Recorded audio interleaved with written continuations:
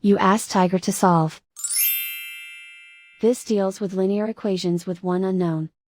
The final result is x equals 400. Let's solve it step by step. Group all constants on the right side of the equation. Add 15 to both sides. Simplify the arithmetic.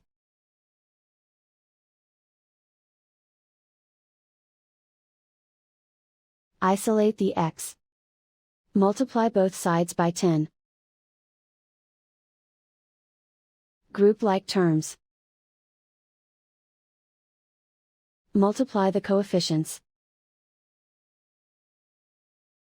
Simplify the fraction. Simplify the arithmetic. And so the final result is x equals 400.